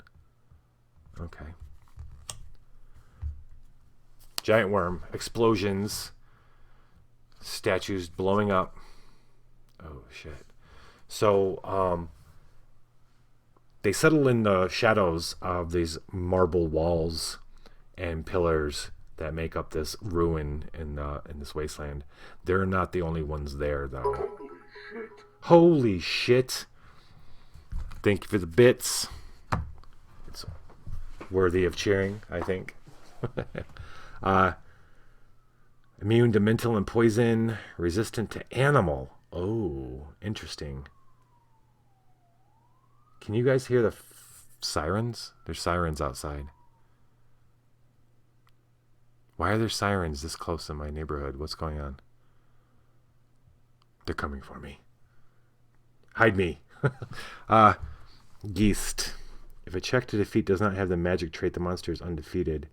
Alright, this is fucking Lenny's turn, too. And it's resistant to animal, which means it gets a +4 versus animals. Animal. If undefeated, each local character. Okay. Is this going to add the animal trait no matter what? Oh, yeah. So she can't do her magic little thing. Oh, wait, but that's okay. Oh, it's so okay. Alright, so, they're all sitting there, and, Hakon's making a little stew. Yeah. That would suck, man. That's, like, so scary. I don't even know, like... That's, like, ridiculously scary. Although the SWAT team wouldn't be having the sirens. They wouldn't announce their presence. They'd just bang in your door and come fucking in shooting. But it's ridiculously scary. So Hakon's making a little stew, a little Zilkid stew, and Fumbus is hungry. He's ravagingly hungry after the screaming voices in his head and all that shit's going on. He's hungry. After like throwing himself to dying, he's hungry. So he's like anxiously waiting on the soup. And Lenny's nervous and anxious and can't stop looking around because Lenny's very conscious of the fact that there's this gigantic worm underneath the earth just traveling around. At any point it's going to come up and try to swallow them or other things, and she's still trying to get through the idea that they need to get swallowed by this thing and then cut themselves out. So she's very alert, and she notices right away a shadow that seems to move from one wall to another. At first she thinks it's a trick of her eye, but sure enough, she sees it. She like looks away, understanding what it's like to be prey, to be a predator. She watches something else out of the corner of her eye, watching that shadow. She thinks it's something inside the shadow, and then it moves again, and she realizes it's part of the shadow. The shadow moves to another wall, and then and it gets darker over there, and then it moves to another one where it's kind of near them, and then it starts creeping out across because it doesn't think she's paying attention, and Fomus and Hakon are definitely not paying attention, and it starts creeping, and she sees like long claws in the ground, and then the darkness kind of takes shape, and out of the darkness comes this reddish mouth of fangs, and she has this whole time been moving her hands over to her short bow, magic short bow, and as it starts coming up and it shows itself, she sees a mouth. She's been waiting for something to shoot, some weak spot, and as soon as she sees that, she knows she's got her target, and she whips out her bow and shoots an arrow at it.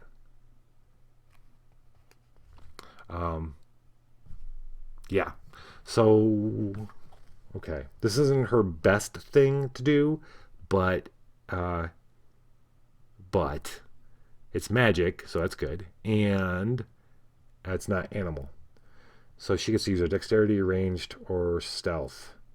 Well, she doesn't have stealth or range. She has dexterity, so it's a D8 plus a D6.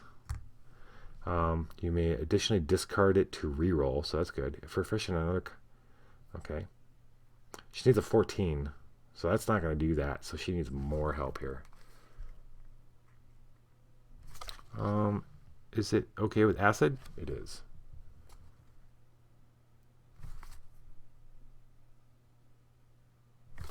Let's see. Who's got a blessing from a girl here? I don't want to use that one. Okay. No.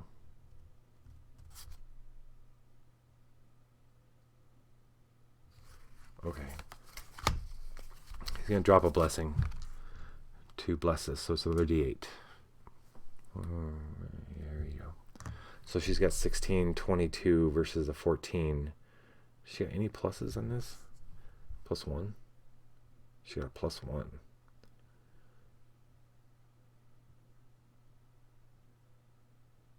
Oh, hold up.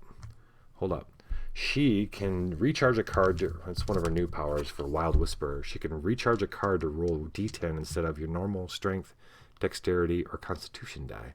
So she's going to roll D10 instead of D8. And then that blessing means she's going to get a D10. So now she's got 26 versus 14, which is better. Is better. All right, let's do this. Get your chaos handy. Come on now. There we go. Never mind. 15, 16. The arrow, she does it fast. So cool. Because this thing's coming out, Kalesi, and the mouth comes out, and she goes, and the thing goes right into its mouth. Hakon and Lenny, Hakon and Fumbus turn in alarm as this thing screeches out, and just like 4 feet from them, and they watch as it like toils and dies, and all the smoke kind of coalesces, and it backs up into the shadow and its mouth, and the only thing, and then they hear a thump, and as the shadow backs up, all they see is just like this red. It was just half of like just the mouth part, the mandibles of the whatever it was laying on the ground, and the arrow between them in the sand. Yeah, I didn't have to reroll, so that's fucking sweet.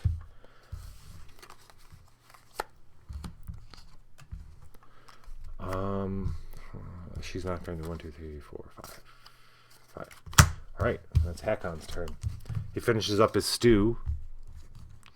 Chaos Jandy. The first time you examine cards this turn, heal 1d4 -1 cards. Can I heal? I mean, can I examine? Because that sounds like fun. No, I have no examining powers. Oh. Does anybody really need healing? Oh, Fumbus could use some healing, but he's not too bad. He does have his own ambrosia. I guess not. Not yet. Not yet. Thank you very much for asking. Finally. So,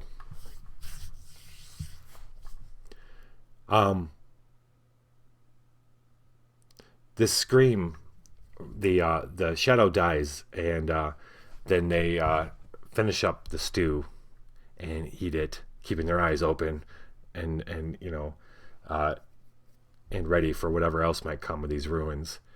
And nothing else happens. The afternoon's carrying on. They get up and they walk out of the ruins, and it's kind of unspoken as they all kind of exchange looks like, how are they going to proceed here? What else is going to happen? But as fate would have it, a small herd of antelope come running across. They look like they're coming right at them. Almost like it's a mirage at first, and then there's shapes, and then it's surreal. These large antelope things, and maybe they're a little different antelopes. They got horns coming out of here, but horns coming out of here, and maybe some horns in their fucking shoulders. But they're just these odd deer-like things that are running, and then even more surreal, the mouth comes up out from behind towards Hakon, Linny, and Fumbus, and to engulf these gazelle things, almost like creating this huge tunnel right in front of Linny and Fumbus and Hakon. Whose freaking turn is it again? It's Hakon's turn, right? Yes, it's Hakon's turn.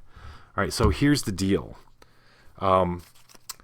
If we fail a check against this thing, this is the trick for the whole getting swallowed thing. If we fail a check against this thing, we get the Scourge honor tested, which is this here. When you encounter a monster, discard a card, add 3 to your checks against it. If you cannot discard, the monster is evaded. It's basically says your honor has been tested. It's not a Scourge per se as like being dazed or exhausted or something. But here's the trick. We fail a check against this, we get honors tested. If we defeat this and we're not honor tested, then it isn't defeated. So we have to lose one. We have to lose against it, and that's the whole getting swallowed by it. Let's see. Let's read the card though. It's immune to fire, vulnerable to cold. Of course, we don't have anything that's cold. Before acting, each local character must succeed at a dexterity or acrobatics check or suffer 1d4 fire damage. What does the rule say again? The rule says when you fail a check to defeat Cindermaw. Okay, so that's not a check to defeat. Gain the Scourge honor tested. Okay. So before acting, each local character. Okay, so when it comes up creating this tunnel, it's not breathing fire, because it can. Like a pillar of fire can just shoot out of this thing and just roast everything in front of it and lay waste to it. But it's still like fire still coming out around the sides of it, and it's singeing the deer getting caught up in it, and so are Hakon, Linny, and Fumbus, because what they do the moment they see this thing, it's like it just came out of they just start running towards it because they know they got to get into it. So the deer are running this way, they're running this way into the intent is to run into the mouth of this thing, in between its teeth. But they need to not burn up in flames before they get inside this thing. So we'll start with Fumbus. He's got to do it. He's got D10 plus 2. That's a 9, man. D10 plus 2. Ooh, it is a wild place. Ooh, boots of friendly terrain. On a local check at a wild location. Hey, look, it's wild. Yay, get to add 1d6, 1d8. Sweet. All right, we're going to do that. That would make sense, him using his boots made for walking. But he rolls a 3. So, yeah, he's taking 1d4 fire damage.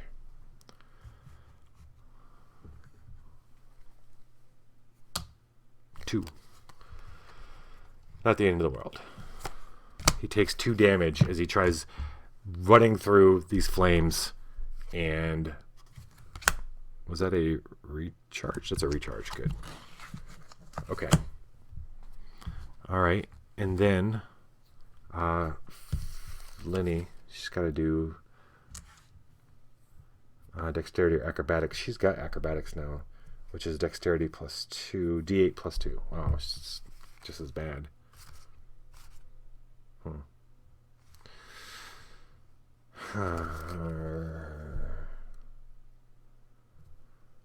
Recharge a card to roll. Right. Recharge a card. Okay, we're going to recharge this card.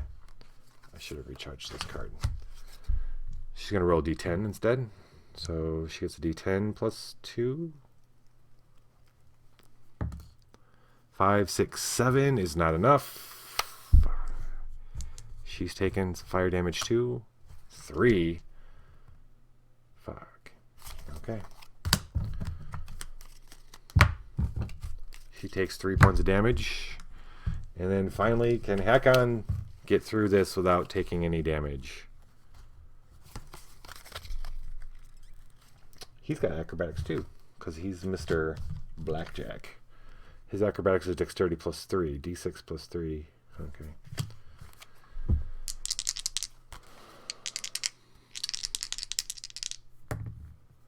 5 and 3 is 8, but that's not enough. He's taking 1d4 damage as well. Come on, 3.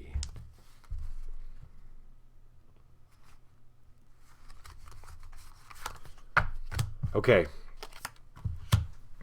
They go running into this mouth. Hakon's going to fail the roll against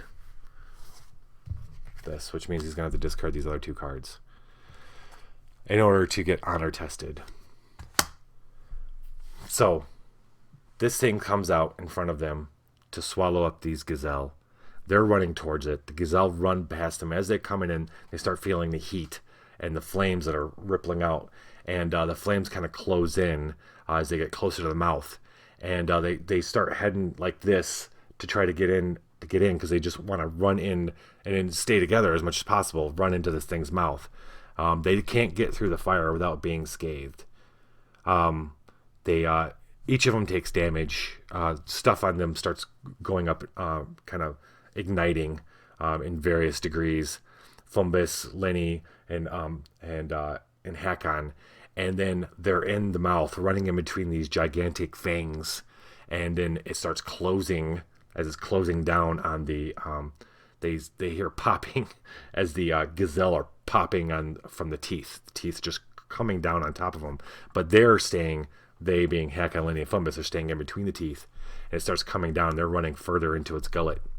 As they do that, the mouth closes, and Hakon finds himself jostled up against other teeth and cut up. He's losing because he's going to lose a lot. He's going to lose the rest of his cards because I'm not rolling to defeat it.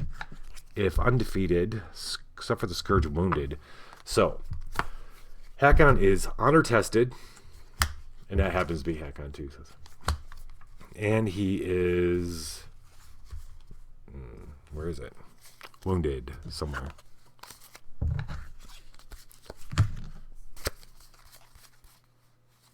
Plagued. Where's wounded? Scheisse. Gotta find wounded.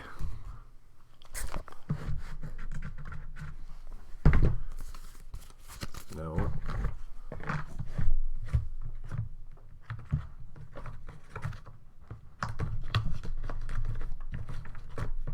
Why's it gotta be the one that I need? You know what I mean?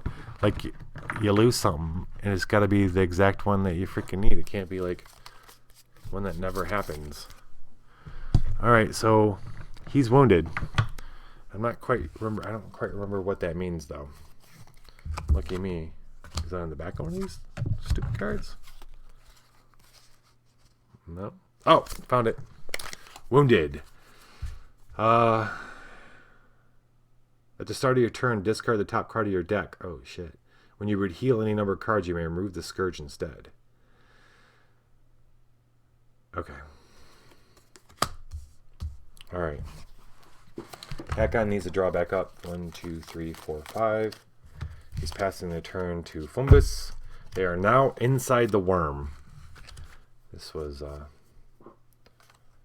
going to have to discard that. Both of these.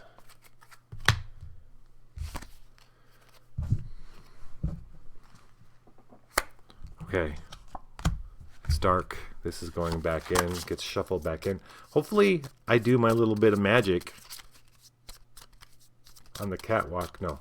A little bit of magic where he ends up back on top. Yeah.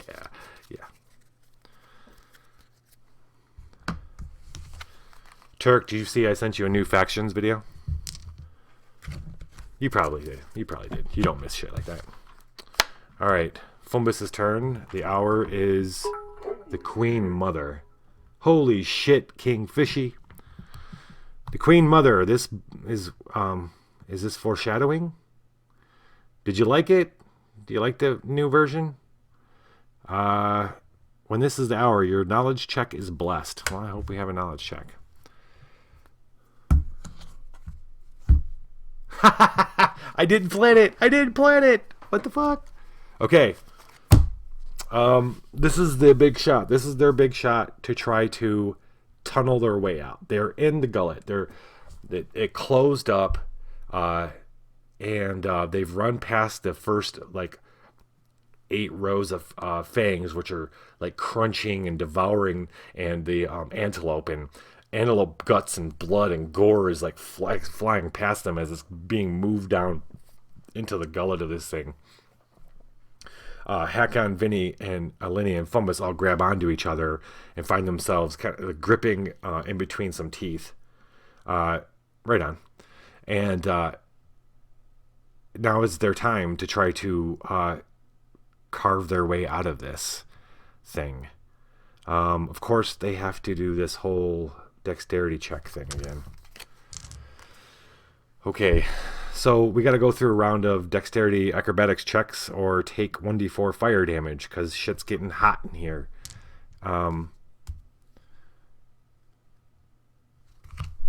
Something else is going on too. While marked with a scourge at the start of your turn, suffer 1d4 minus 1 fire damage. Awesome. Okay. First up, Fumbus. He's got d10 plus 2. And I don't want to mess around, man, but I don't have anything else I can do. This is it. He's got...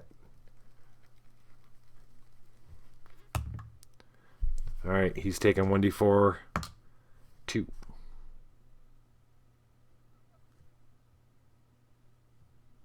I screwed up again. Damn, I screwed up. Okay.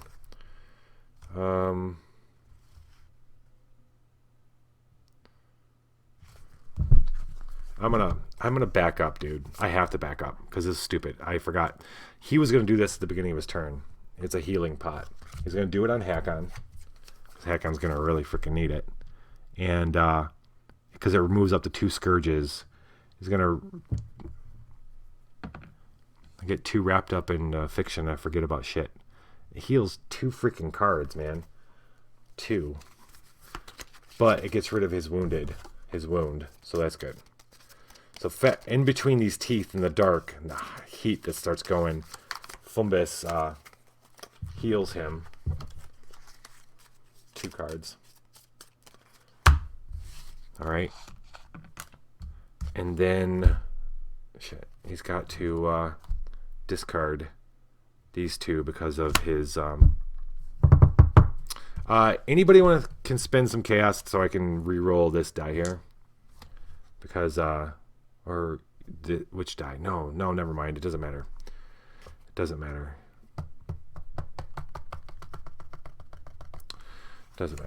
Fuck. Okay. And then Lenny's got to roll her dexterity. I started this out by saying this game's hard. It's hard.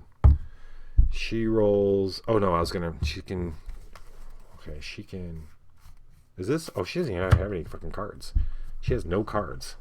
So she doesn't lose anything. And then Hakon needs to roll dexterity as well. D6. Great. Plus 3. Well, at least it's D6 plus 3. Roll a 6. No. And then he takes 3 points of damage. Sweet. 1, 2, 3. Okay. This ain't gonna happen. Thank you. You know what? You're gonna spend the chaos to add a die to his not a die.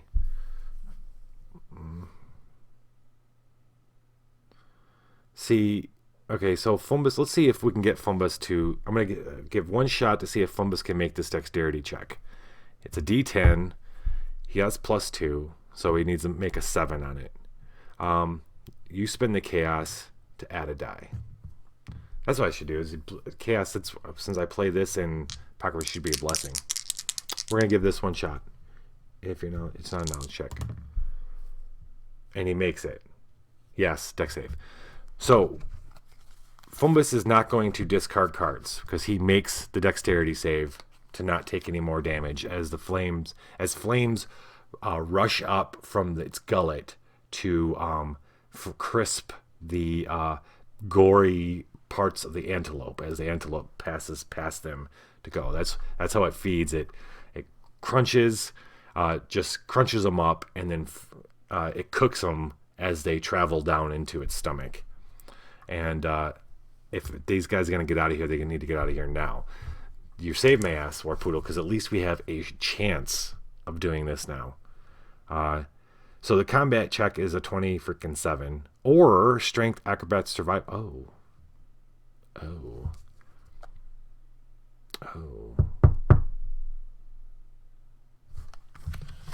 Guess what? We might be, ladies and gentlemen. Ladies and gentlemen. Do I want to? Okay, hold on.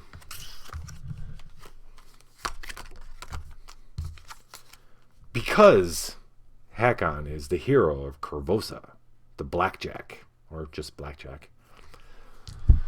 When another local character would encounter a monster, you may discard a card to encounter it instead, and add 1d6 to your checks against it. All right, this is what's going to happen. So it doesn't even matter if Fumbus made that dexterity save or not, because this is going to happen. It did matter, because it'll help, but now it's Hakon ran his friends into this maw. He had every intention of getting them out of it. When Fumbus passes him the ambrosia for him to heal himself so he's not as wounded, he feels his strength come back. He realizes they've got to get out as soon as possible because of the way this thing devours its prey and the heat that's coming out of his gullet. So he draws his Dragon Slayer and he says, "Follow me." He's going to take on, because this is the monster, and he can be the hero. He's going to take this on. He's going to do a strength check instead of combat, because it's ridiculously lower than the other. His strength is 10. All right, D10. And on local strength checks, he can bury a card from his hand. He will bury this card to add. How much is he adding? To add his diplomacy. So it's a D8 to his D10, which is +4. +3 is +7. He needs a 5 here. And what else can we stack the deck? Oh, he gets to add 1d6 because he's the one doing this. Hell yeah. And let's see, what else can we do? On a local no, it's not a combat check. Nope. I want to add more. I want to blow this out of the water. Lenny unfortunately has no cards. Okay, we need a 5. We'll see. You'll see what happens when we get a 5. Is there anything I'm missing out here? Vulnerable cold? Nope. Immune to fire? Nope. We're not even doing fire. Follow me, he says, as he takes out his great purple Dragon Slayer sword and jams it down into the soft, meaty flesh between the teeth, and starts goring it. And Lenny goes into animal form, like a cougar or Wolverine with big claws, and starts clawing at the flesh, ripping it back as Hakon starts hacking with his sword. I've actually to be better, but he doesn't have it. All he has is his great sword. So it's hack and slash and her ripping off, and then Fumbus is using acid to kind of clear out the area around. And slowly but surely, as the heat starts coming in, they're not moving back down. So they get the heat. They realize the heat only goes so far, so they're not like frying every second or anything like that, because they're not moving back into the gullet. And they start going down and down and down, or I don't even know how.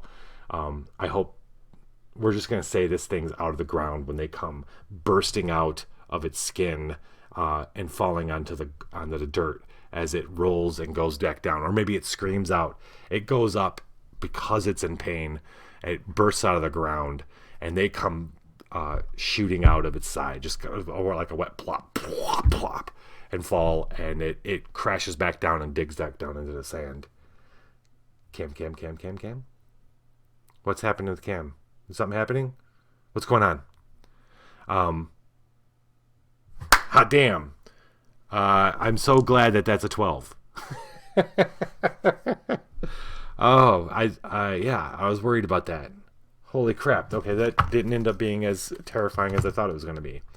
Because the moment they fall out onto the ground and it crashes down, it's almost as if the True Speaker Akam and Thousand Bones were just like sitting nearby because they're suddenly there, and they're helping them up and cleaning them off and saying ritualistic things. And the True Speaker looks at Thousand Bones and he nods and smiles and gives praise to the sun. And then that's where we're going to leave it, as our heroes have yet again, for the second time, proven themselves to be great heroes in the eyes of these barbarians.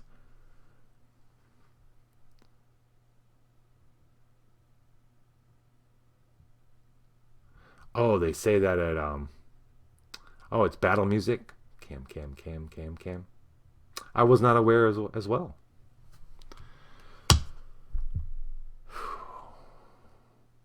Awesome. Okay. A little cleanup here. The legend of Shurok is reborn. Shurok is the guy who was exiled and was the first one to tear himself through Cindermaw's skin and exit that, get swallowed in, and dig his way out. Each character is going to get a hero point, so we'll upgrade, and that is that.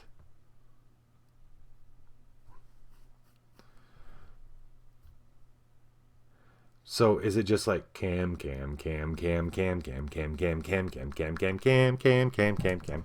I haven't got that part. Is that in the ever thing? Evernote? Even flow? Are they still on? Well, we should definitely raid them if they're still on.